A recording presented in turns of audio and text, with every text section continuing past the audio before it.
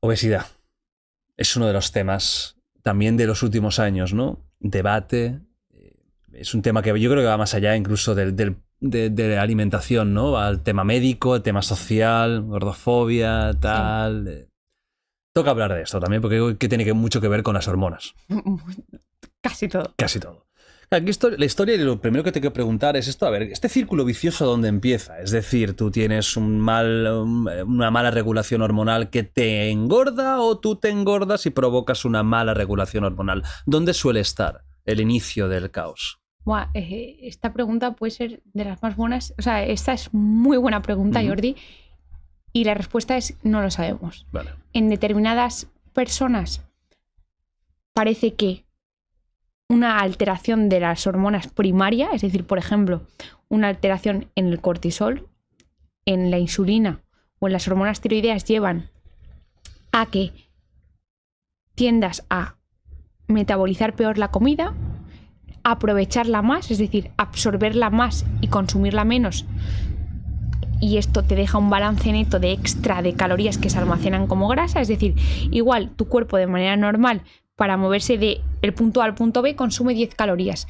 pero igual bajo determinada alteración del cortisol, de la insulina o de la tiroides, para llegar al punto A y al punto B consume solo 2. Esas 8 calorías extras se almacenan como grasa y eso puede provocar que tú empieces a acumular grasa. Ahora bien, la perpetuación de eso, en el que yo tengo una alteración hormonal, pero si yo la solución en teoría, tú tendrías que decirme, Isabel, si me has dado la pastilla para mejorarme la hormona, en teoría se tendría que revertir. Aquí ya entra un punto de conflicto en el que primero hay un gran componente genético, no se sabe si esas pequeñas alteraciones hormonales han causado alguna alteración a nivel del cerebro de cómo percibes el placer que obtienes con la comida o que tú anticipas de la comida. Eso incluso lo pueden producir ciertas alteraciones hormonales. Una especie de adicción a la comida. Adicción o, mejor dicho, anticipación del placer. Porque mucha gente se decía, el famoso estudio de el azúcar produce la misma adicción que la cocaína, y te ponen cerebros de ratas que se estimulaban con la dopamina. Eso era una concepción no del todo real de lo que sucede. La dopamina no está implicada en el placer, sino en la anticipación de la recompensa. Es decir, cuando tú piensas, ostras, qué bien me lo voy a pasar, que he quedado con mi mejor amigo, esa sensación de hostia, de pensar que te vas a pasar bien, ahí es la dopamina, y cuando tú estás con tu mejor amigo y sientes el placer, son las endorfinas. Son cosas diferentes, ¿vale?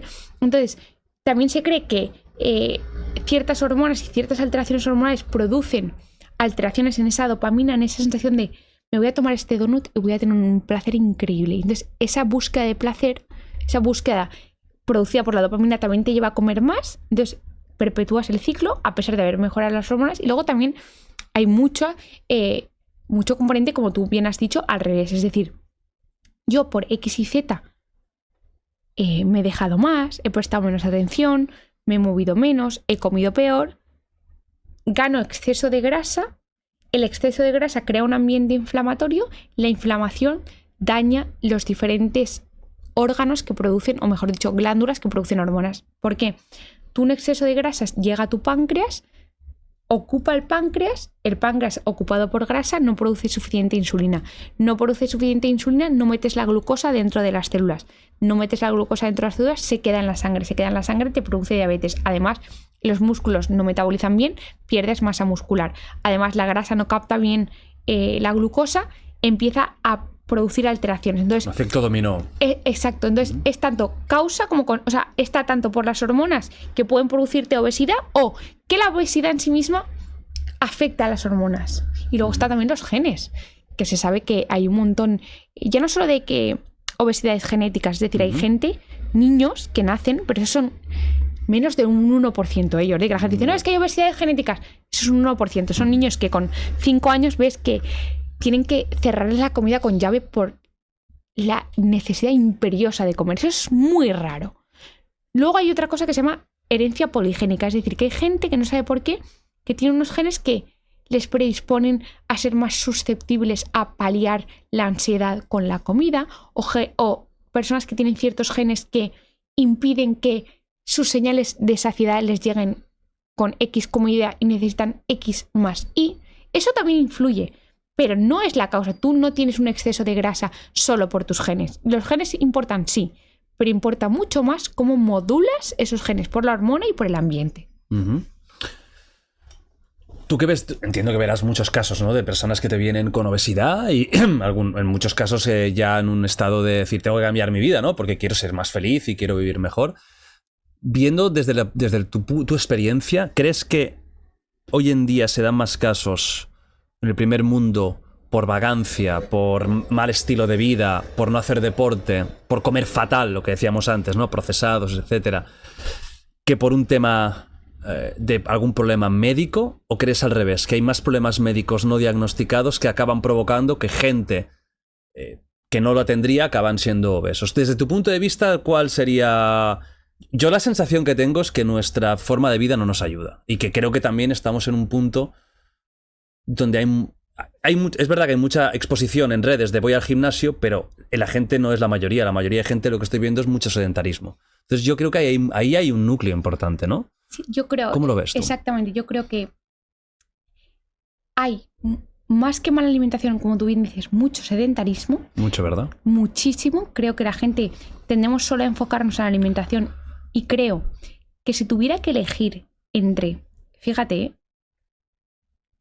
no me muevo nada, pero como fenomenal. Fenomenal es verduras, todo legumbres, toda la plancha, tal. O como regulero tirando mal, pero me mantengo antiguo, camino, hago ejercicio físico, cardiovascular y de fuerza de manera sostenida, probablemente mucho más saludable y mucho más metabólicamente y hormonalmente sano sería la opción de como peor pero me muevo más. El ser humano probablemente no envejece, o sea, no tiene fragilidad y tiene enfermedades porque envejece, sino envejece porque se deja de mover. Sería un poco el razonamiento. Y luego dentro, y volviendo a hilar tu pregunta, parte es por falta de movimiento y también parte por enfermedades, pero no enfermedades orgánicas, sino más bien una mala gestión emocional del estrés. Yo me he dado cuenta, Jordi, de la abrumante cantidad de gente que palia problemas personales, laborales, con la comida. Una salvajada, Jordi. La gente busca una satisfacción en la comida que probablemente se la podría dar no solo las relaciones personales, sino probablemente el deporte. Pero creo que la gente no lo hace porque no lo sabe y la gente no lo decimos suficiente. Entonces creo que por una cuestión de educación o de facilidad, la gente intenta paliar el estrés con su pareja, con laboralmente, socialmente la presión que hay para X y Z, con la comida, en vez de con el deporte, porque parece que mola más quedar para tomarte unos gofres que quedar para hacer deporte, que me da igual lo que sea. Lo importante es que hagas deporte. El qué, si me pongo tiquismiquis te puedo decir, en un mundo ideal yo haría tal. Pero, ¿por qué no se queda para hacer deporte? Es raro, parece, no, qué obsesionado estás. Ah, pero mola quedar para tomar unos gofres y un par de cubatas a las 5 de la tarde. Eso también creo que es un poco el problema. O sea, es el estilo de vida probablemente, pero también enfermedades relacionadas con la mala gestión psicológica. ¿Hasta qué punto, hasta qué nivel, digamos, la obesidad es una elección de yo quiero estar así o es un problema médico? Es un problema. O sea, tú cuando ahora muy rápidamente se llama a alguien gordófobo o tal. Por ejemplo, esto que has dicho seguramente para algunos es un ataque, porque te pueden decir yo estoy así, a mí no me tienes que decir que yo tengo un problema porque yo estoy bien. Es que elegir, o sea... ¿Sabes, no? Que hay este debate y que se habla de esto. Sí, lo sé, pero ¿tú crees realmente, 100% honestamente, que alguien elija voluntariamente pasar de un peso saludable, que no estoy diciendo números ni porcentajes de grasas, a un peso donde no pueda ponerse los zapatos, donde no pueda subir escaleras, donde le duelan las articulaciones, donde no tenga fertilidad? Alguien voluntariamente, me cuesta muchísimo pensar que quiera eso. Otra cosa diferente es que una vez que yo ya tengo obesidad, voluntariamente no quiera bajar, no. Eso es diferente, pero que yo activamente quiera tener obesidad, me cuesta un montón pensar que alguien voluntariamente quiera eso. Otra cosa es que una vez teniéndolo, se acepte y por X y Z, que no voy a entrar, que es porque yo no estoy preparada, no quiero, no estoy en una situación. Porque entre lo que tú sabes y lo que haces hay un mundo. Porque hay gente que sabe que para perder peso tiene que hacer X y Z y tiene todas las herramientas económicas del entorno y no lo hace, Jordi. Entonces, ¿por qué no lo hace? Pues por miedo al fracaso, porque no es una prioridad. No lo sé, porque eso ya sería meterme en la cabeza de cada persona. Y no tiene que ser fácil Y no tampoco, tiene que ser fácil. Sobre todo según qué nivel tengas. Claro, ¿no? claro. Entonces, eso lo acepto, que esa persona sepa que soy. Y que no hay que recordarle, oye, tú estás obeso. Chico, ya lo sé, no me lo recuerdes todo el puñetero día, porque la obesidad al final es una enfermedad. Es como si yo a todo el mundo que tiene, me da igual, Jordi, una esclerosis múltiple, estuviera diciendo a todo el mundo, es que tú tienes esclerosis múltiple. ¿Cómo puedes no tener esclerosis múltiple? ¿Qué hacer si tienes esclerosis múltiple? Al final todo el día es déjame en paz con mi enfermedad. Entonces yo entiendo a la gente con obesidad que sobre todo es todo el rato ¿por qué tienes obesidad? Para ti es una enfermedad, la obesidad. Bueno, para mí y para la Organización Mundial de la Salud. O sea, aquí no hay debate. No hay debate excepto en España y en ciertos países que no se considera la obesidad. En Alemania se considera, la OMS lo considera una enfermedad. En Estados Unidos se considera una enfermedad. En Alemania se considera una enfermedad. En Portugal se considera una enfermedad. En Dinamarca se considera una enfermedad, en España no. ¿Por qué no se considera una enfermedad la obesidad? Porque cuando tú en España consideras una condición como una enfermedad, automáticamente tienes que financiar los tratamientos. Entra en un tratamiento económico. Y eso es mucho dinero. Hombre, sabiendo que, Jordi, 1 de cada 2 personas en España tiene obesidad. Tiene sobrepeso. Ah, vale, hostia. Tiene pero sobrepeso. Es mucho lo que has dicho. 1 de cada 2 tiene sobrepeso. Entonces, uno cada 2 personas que entra en un ambulatorio en España tiene sobrepeso. Y sabiendo que aproximadamente un 20% de los españoles tienen obesidad y que aproximadamente 2 de cada 4 pacientes serían candidatos a tratamientos farmacológicos de obesidad, imagínate, el sistema de salud se cae en picado. Y no solo es el fármaco, sino que también tendrían que estar financiados los nutricionistas, tendrían que estar financiados los profesionales, ¿no? De reducción de... Eso sí que está financiado. ¿Está financiado esto? Sí. Pero los fármacos no. Básicamente... Ahora te preguntaré también por los fármacos. Sí, pero básicamente porque se cae el sistema. Porque en España no están financiados, pero el sistema, de alguna manera, paga cierta parte. O sea, yo te puedo prescribir a ti un fármaco, te lo tienes que pagar tú, pero no pagas la cantidad íntegra. Por ejemplo, fármacos, esos valen $1.300, 1.800 al mes. En España, un fármaco de la obesidad, aproximadamente al mes te puede costar 300 euros. Que mucha gente no se lo puede, que no se lo puede permitir. La gran mayoría no se lo puede permitir. Pero, y esa brecha entre 1.300 en Estados Unidos y 300 es porque esos 1.000 euros los aborda el Estado, aunque no sea una obesidad, pero llega a un acuerdo con las farmacéuticas.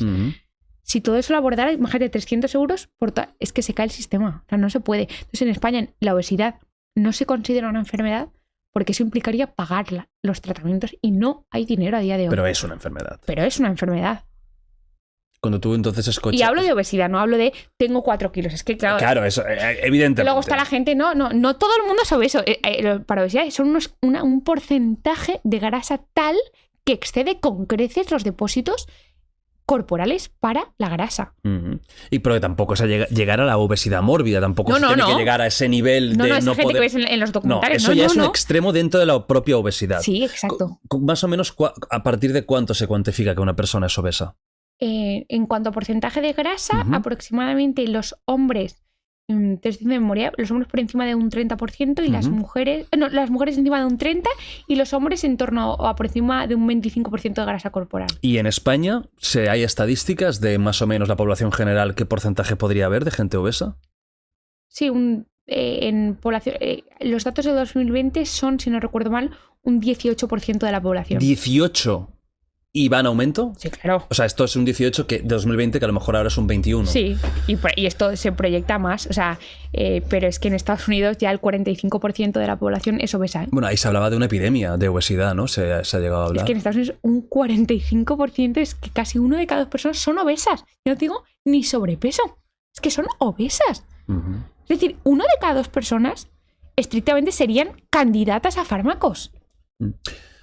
¿Crees que, porque antes de entrar en los fármacos, ¿crees que también hay una especie de círculo vicioso mental cuando a alguien le dices tienes un problema, primero negación, no tengo ningún problema, que eso es el debate que hay ahora. Yo no tengo ningún problema, body positive, etcétera. Sí. Para mí la obesidad no tendría que entrar ahí. Para mí es un problema médico, es de todos los sentidos. Pero luego está el tema de es que no puedo.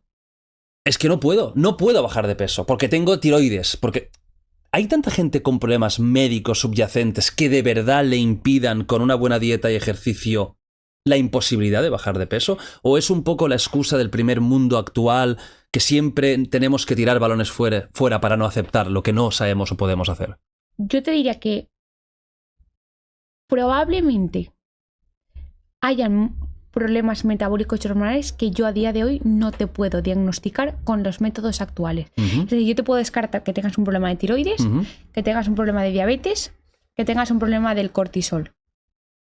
Pero intuyo, por lo que avanza la ciencia, que igual en 5 o 10 años yo te detecte, o porque tengo un método analítico para medirte tu sensibilidad a la leptina, que es otra hormona que gestiona la saciedad, o para medirte algún marcador cerebral de saciedad con comida y te lo diagnostique. Lo que pasa es que yo creo que estamos en un limbo en el que hay cosas que no podemos medir, no podemos documentar, y eso nos impide darle una explicación. Pero si es algo médico y no es de estilo de vida o de esfuerzo, porque en países menos desarrollados en el que hay menos dinero hay mucha menos obesidad que en países como Estados Unidos, que ha sido la cuna del capitalismo, de la comida de mierda, del sedentarismo, o por ejemplo ahora Europa y España. Porque tienes toda la razón, y porque yo pienso que los genes cargan el gatillo y el ambiente lo aprieta. Es decir, probablemente esa gente en Bangladesh pueda llegar a tener esos genes, pero el ambiente no le aprieta el gatillo. Entonces yo creo que en Estados Unidos, en el mundo desarrollado, tenemos los mismos genes, pero probablemente el ambiente es tan malo que induce que se apriete el gatillo, se dispare la pistola y aparezca la obesidad. ¿Tú crees que una gran mayoría de personas obesas, si quisieran y se lo trabajaran, podrían dejar de serlo? No sé si quisiera... Pues esfuerzo con yo trabajo. digo, pues mira, te voy a decir una cosa. Yo pensaba antes que sí, pero viendo a tanta gente me he dado cuenta que... Y esto he cambiado mi opinión, quieren, y no es que no puedan, es que igual incluso también tienen alterado la percepción de lo que es hacer esfuerzo, o es... No, yo hago mucho porque cuando le pides que lo documenten, que lo escriban, ellos mismos indirectamente, no digo siempre, magnifican un poco lo que hacen y minimizan lo malo que hacen. No, es que yo me he tomado no sé qué. Cuando indagas un poco más de, pero esto, no, bueno, también me tomé, no, y es que no fui. O sea, no es que no quieran, es que incluso a veces, sin darse cuenta, también tienden a no reconocer o no autorreflexionar sobre sus hábitos reales. O sea, sí que es cierto que lo intentan, pero también creo que hay veces hay algo psicológico que se nos escapa. Que ellos lo intentan, pueden, pero igual algo que hace que se autosaboteen, Jordi, muchísimo. Claro, hay una cosa también que antes decías, ¿no? Para que una persona llegue a la obesidad, ¿realmente tiene que comer mucho? Sí. Porque ahí también es otro que he escuchado, ¿no? Si yo como poco o normal y mira, la mala vida o el estrés, etcétera. O sea, aquí hay, al final esto son matemáticas básicas, ¿no? Digamos que engordarse o adelgazarse es una resta, ¿no? Diaria. Sí, al final... ¿Funciona así en todos los cuerpos? Casi. Sí, me encanta, pero esto me encanta, Jordi, porque sí que es cierto que la consecuencia es la misma. Es decir, lo que yo ingiero menos lo que gasto es igual el balance neto que me queda, y si me queda mucho durante mucho tiempo, eso se va almacenando. Pero el camino para lo que yo ingiero menos lo que gasto, eso sí que puede diferir. Es decir, yo puedo tener cierta microbiota que me hace que yo absorba más los alimentos, o puedo tener menos metabolismo basal y me hace que queme menos. Pero al final sí que es cierto que para que haya ese balance necesariamente tengo que tener más ingesta o menos gasto. Eso sí que es verdad. Lo que pasa es que luego habrán otros factores que influyan, pero desde luego si yo no comiera absolutamente nada, progresivamente, si tú sigues sin comer nada y al final gastas, el balance es negativo y vas a perder grasa. Entonces sí que es cierto que un exceso de comida tiene que haber. Me da igual si sea conscientemente o inconscientemente porque tienes mucho apetito. Pero la realidad neutra es que hay un exceso de energía en tu sistema. ¿Cómo has llegado ahí? No lo sé. Es un tema complicado. ¿Qué crees que podríamos hacer para mejorar esta situación tan terrible, ¿no? Porque a mí digan lo que digan, lo siento mucho, la obesidad es un problema, yo lo veo clarísimo, y es un problema y de verdad yo creo que lo que se tiene que hacer no es criticar o machacar, es ayudar. Eso es. ¿Qué podemos hacer para ayudar? Porque si entramos aquí en un bucle complicado, porque hay problemas mentales subyacentes es que de baja autoestima, de baja energía, lo que provoca que te cueste mucho más meterte en un gimnasio o en tu casa a machacar. Por otro lado, las críticas de la gente que no ayudan. Por otro lado, este body positive un poco para mí engañoso de autoconvencerse de que estás fantástico. Luego, por desgracia, te puede dar cualquier cosa o vivir infeliz. ¿Qué podemos hacer? ¿Esto es un tema de educación desde pequeños? Yo creo que... Porque va más, según... Educación desde pequeños. Sí, no. Y sobre todo, creo que no utilizar la comida como mecanismo de recompensa a niños pequeños, porque al final eso creas un círculo. Uh-huh. Si tú al niño llora y le das una piruleta, el niño asocia. Porque hasta los 10 años, como te explicaba al principio del podcast, tú estás reclutando muchísimas neuronas. Uh-huh. Si el niño asocia que cuando llora le dan una piruleta y la piruleta le calma, o cuando su madre va a verle, a recogerle del colegio, le lleva algo dulce, asocia mamá, ver, cariño, comida, Claro. establece un sistema que luego es virtualmente imposible de eliminar, porque eso está enraizado desde raíz, que es comida, cariño, bienestar, felicidad. Entonces, por esa parte, no utilizar la comida como mecanismo de cariño y de recompensa, de manera, y más aún, comida altamente palatable, el donut, el pan con chocolate, etcétera. Y luego, sin duda, Jordi, sin duda, radical, mover a los niños. Me da igual con actividades de niños, que vaya el padre y la madre a andar, a jugar. Mueve a los niños. El cuerpo humano está hecho para moverse. Y, sobre todo, hazlo tú. El niño aprende por imitación. Si ve a su padre con el iPad en la cafetería y le dice ¡juega, juega! Y el padre está tomándose una cerveza, fumando y no moviéndose, eso al final induce en el niño. Entonces yo creo, sé el ejemplo que tú quieras ver en los niños. Uh-huh. Esto a mí me hace mucha gracia porque nunca habrás visto la típica familia que ellos comen muy bien, pero a los niños, como son niños, les dan lo que ellos no se toman, que es el donut, el no sé qué.